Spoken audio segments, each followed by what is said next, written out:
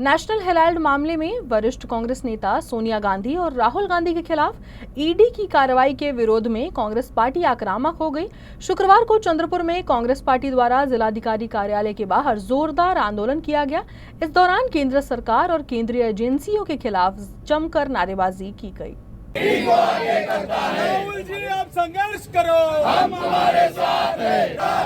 गरीबों के सम्मान में, अरे मोदी तेरी तानाशाही नहीं चलेगी, नहीं तानाशाही नहीं चलेगी, नहीं चलेगी। आज आपण बघितलं असेल की भारत देश हा खऱ्या अर्थानं लोकशाहीवर चालणारा देश म्हणून आहे आणि आमच्या मॅडम खासदार आदरणीय सोनियाजी गांधी आणि आमचे विरोधी पक्षनेते लोकसभेचे आदरणीय राहुलजी गांधी यांना जो ईडीचा समन्स या ठिकाणी दिला आहे त्याच्या विरोधात हे सगळं आजचं आंदोलन आम्ही या ठिकाणी जिल्हा काँग्रेसच्या माध्यमातून आयोजित केलं होतं आणि आपण पाहिलं की हुकुमशाहीवर देश कशा पद्धतीने आणि राज्य देखील कसं चालत आहे। भाजपाची सगळी मनमानी कशी चालू आहे, प्रत्येक महिन्याला नोटीस देऊन आमच्या सगळ्या काँग्रेसच्या नेते लोकांना कशा पद्धतीचा त्रास देऊन नाहक त्यांना या त्रासाला समोर जावं लागत आहे, त्याच्या विरोधातच आजचं हे आंदोलन होतं।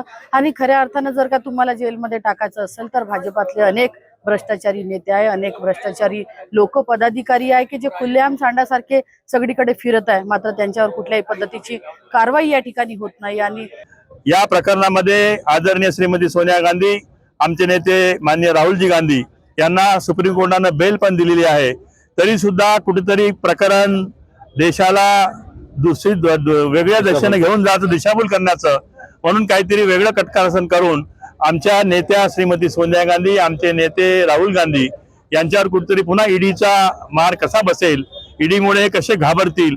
परंतु या देशातील काँग्रेसचे कार्यकर्ते ह्या कोणत्याही परिस्थितीत घाबरणार नाही। आम्हाला वेळ आली तर रस्त्यावर उतरू, जेल भरू, परंतु आमच्या नेत्या सोनिया गांधी असो का राहुल गांधी असो यांच्या पाठीमागे आम्ही सतत उभे राहू अशी या प्रसंगी आम्ही ग्वाही देतो।